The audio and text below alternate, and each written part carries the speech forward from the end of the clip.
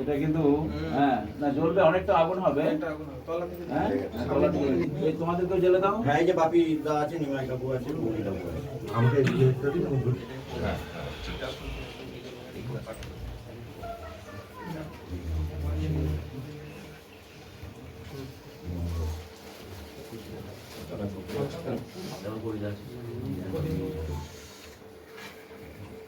বাজেটটা বাকি আছে। ছবি দিয়েছে তাদেরকে হ্যাঁ হ্যাঁ জানো জানো জানো এতটা করে কাজ করে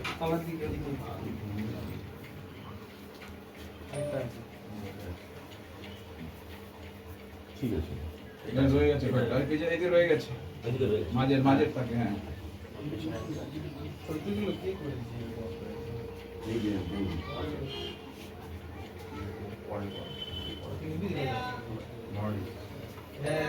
আরেকটা আছে, ওদিক থেকে ধরো, ওদিক থেকে ধরো। আরেকটা আছে, ওটা কিন্তু ঠিক করো, ওটা হাত দিয়ে চিপে দাও, একটু তেলটা জমে আছে, ধরছে না।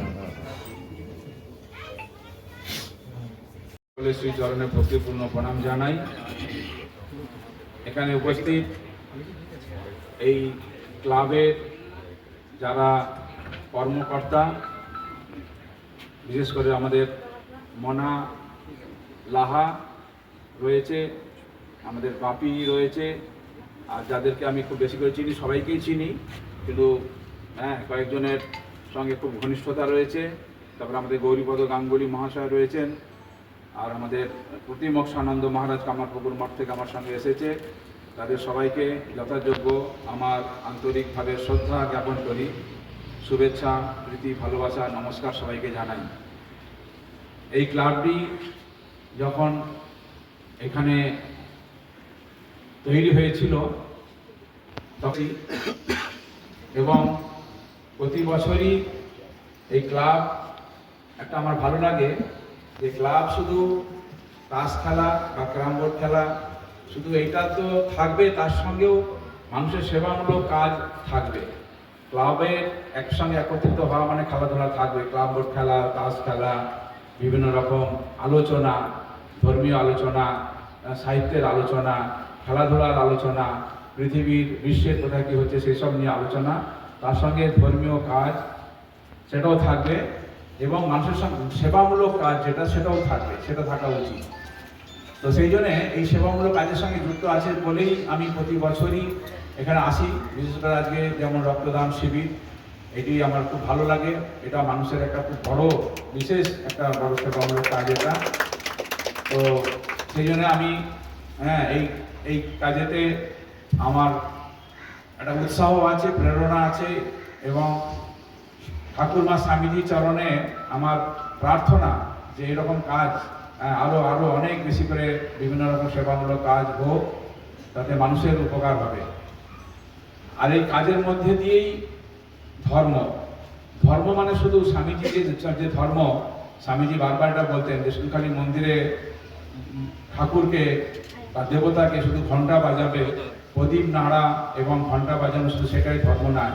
এরকম যদি ধর্ম হয়ে থাকে, যেই ধর্ম মানুষের দুঃখ মোচন করতে পারে না, সেই ধর্মকে আমি বিশ্বাস করি না। স্বামীজির যে মত, ধর্ম মানে স্বামীজি বলেছেন যে ধর্ম মানে সেবা থাকবে, ভক্তি থাকবে, শ্রদ্ধা থাকবে, ভালোবাসা থাকবে। ভালোবাসাটাই ধর্ম, ঘৃণাটা অধর্ম। যেখানে ভালোবাসা নেই সেখানে ধর্ম নেই। ধর্ম মানে হচ্ছে ভগবান। আর ভগবান মানেটা কি? আমরা ভগবান মানে বুঝি যে আকাশের উপরে, স্বর্গের উপরে কোথাও একটা জায়গাতে তিনি 4 হাত তার থাকবে, কি 10 হাত থাকবে, কি 20 হাত থাকবে। তিনি এসে আমাদের সম্মুখে উপস্থিত হয়ে যে কোনো বর প্রার্থনা চাই, মানে প্রার্থনা করবো, আমরা পেয়ে যাব বর। এরকম ভগবান তিনি বিশ্বাস করতেন না। তিনি বলতেন ভগবান মানে হচ্ছে সব কিছু, সারা বিশ্বের মধ্যে যা কিছু সুন্দর, যা কিছু ভালো, সেটাই ভগবান। যদি মানুষের মধ্যে অনেক গুণ থাকে, সেই গুণগুলোকে যদি সারা পৃথিবী এবং পৃথিবীর বাইরে যে বিশ্ব রয়েছে, বিশ্ব ব্রহ্মাণ্ড রয়েছে, বিশ্ব ব্রহ্মাণ্ডের মধ্যে যত সৌন্দর্য রয়েছে, সেই সৌন্দর্যকে যদি একত্রিত করা যায়, সেটাই হচ্ছে ভগবান। সারা বিশ্বের যদি প্রেম, আমাদের পৃথিবীতে এখন 800 কোটি মানুষ রয়েছে, প্রাণী রয়েছে, জীব জন্তু গাছপালা, তাদের সকলের মধ্যে সে প্রেম ভালোবাসা রয়েছে। প্রেমের জন্য মানুষ কি করে, একজন মা তার প্রেম বশত সন্তানের জন্য তার জীবন দান করে। একজন একটা গরু পর্যন্ত দেখেছি তার বাছুরের জন্য সে সিংহের মুখে পর্যন্ত চলে যেতে পারে তার বাচ্চাকে রক্ষা করার জন্য। এই হচ্ছে প্রেম। যেই প্রেম, এই সারা বিশ্বের যে প্রেম আছে, সেই প্রেমকে যদি আমরা একত্রিত করি, সে তিনি হচ্ছেন ভগবান। সমস্ত সমষ্টি যে প্রেম, সেটি হচ্ছে ভগবান। ভালোবাসা ভগবান, সাহসিকতাই ভগবান, দুর্বলতাই পাপ। আমাদের সাহস অবলম্বন করতে হবে। বারবার স্বামীজি বলছেন সাহস চাই আর শক্তি। স্বামীজি চাইছেন শক্তি, বীর্যবান যেন আমরা হতে পারি। কাপ তাই সেই জন্যই আমরা বলি যে খেলাধুলা করতে হবে, ব্যায়াম করতে হবে, শক্তি অর্জন করতে হবে। শক্তি এবং সাহসিকতাই হচ্ছে ধর্ম। দুর্বলতা হচ্ছে ঘৃণা যারা করে, তারা সেগুলো হচ্ছে পাপ, তারা ভগবান থেকে অনেক দূরে। তো যাই হোক না কেন, এই সব কিছুই যা কিছু ভালো সেটাই ভগবান, সেটাই হচ্ছে ধর্ম। ধর্ম মানেটা কি? ধর্ম মানে হচ্ছে আমাদের ধরে রেখে দেয়, তাকেই বলে ধর্ম। কোথায় ধরে রেখে দেয়? না, ধর্ম যদি আমাদের ধরে না রাখতো, আমরা বিচ্ছিন্ন হয়ে যেতাম, ছিন্ন বিচ্ছিন্ন হয়ে কোথায় চলে যেতাম। যেমন একটা রেলগাড়ি যখন যাচ্ছে লাইন দিয়ে, কত স্পিড যাচ্ছে, কিন্তু লাইনটাকে সে ধরে রেখে দিয়েছে বলে সেটি গন্তব্য পথে পৌঁছাতে পারে। ঠিক সেরকম আমাদের মানুষের জীবন, আমরা যত জীবন আমরা দেখছি এবং দেখব, অনেক মহাপুরুষদের দেখেছি, অনেক বড় বড় বিপ্লবীদের দেখেছি, তাদের ইতিহাস আমরা পড়েছি, মহামানবদের কথা পড়েছি, আমাদের দেশ নায়কদের কথা দেখেছি এবং দেখব। তারা কিন্তু প্রত্যেকেই যারা এই ধর্মকে ধরে রেখে দিয়েছে। ধর্ম মানে কি? ধর্ম মানে সেই একই কথাই বলবো যে শুধু পূজা করাটাই ধর্ম না। ধর্ম কথা হচ্ছে প্রেম, প্রীতি, ভালোবাসা, সাহসিকতা, শক্তি অবলম্বন করে সত্যের পথে যারা ধরে রেখে দিয়েছে, ওই রেল লাইন ধরে তারা একদিন লক্ষ্যে পৌঁছাতে পারবে। তাদের জয় একদিন সুনিশ্চিত, সত্যের জয় একদিন সুনিশ্চিত। তো এই ক্লাব যাই হোক না কেন, তারাও ধর্ম পথ দিয়ে, সেবার পথ দিয়ে তারা এগিয়ে চলুক। আমি আজকে এই সুন্দর দিন এই কারণে, যেই দিন মানুষের পূজা করা হয় সেটা প্রত্যেকটাই সুন্দর দিন। যতদিন ধরে আমরা মানুষের পূজা করবো, প্রত্যেকটা দিনই হবে সুন্দর দিন। এই সুন্দর দিনে তাদের এই ক্লাবের আয়োজন খুব সুন্দর হোক, তাদের এই ব্লাড ডোনেশন ক্যাম্প সাকসেসফুল হোক, বেশি করে মানুষরা তারা যেন ব্লাড রক্ত দান করেন এবং সেটা মানুষের সেবায় কাজে লাগুক, এবং তারা বছরের পর বছর এরকম বিভিন্ন রকম সেবামূলক কাজ করে থাকুন। ঠাকুর, মা, স্বামীজি, অন্যান্য দেবদেবী, তাঁদের শ্রীচরণে আমার অন্তরে প্রার্থনা জানাই। এবং এই করতে করতে তারা ক্লাবের যারা সঙ্গে যুক্ত রয়েছেন, মেম্বার, এছাড়া মেম্বার ছাড়াও যারা তাদেরকে সহযোগিতা করছেন, অর্থ দিয়ে,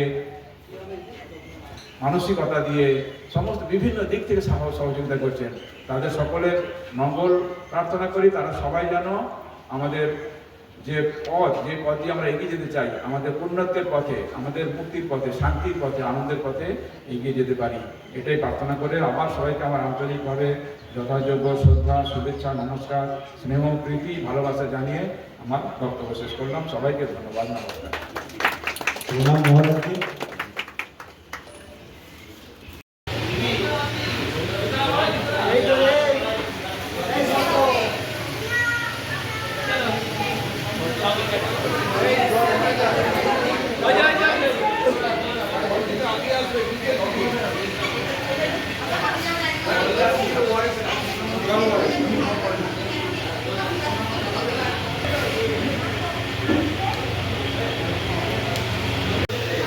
আজ এমআরএফ ক্লাবের উদ্যোগে রক্তদান শিবিরে কেমন লাগছে?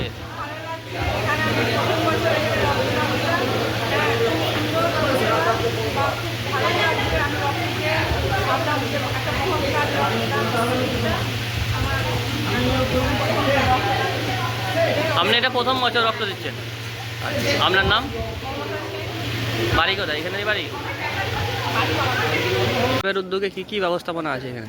আজ এমআরএফ ক্লাবের উদ্যোগে আজকে যে কাজ আছে সেটা হচ্ছে রক্তদান শিবির করা হচ্ছে।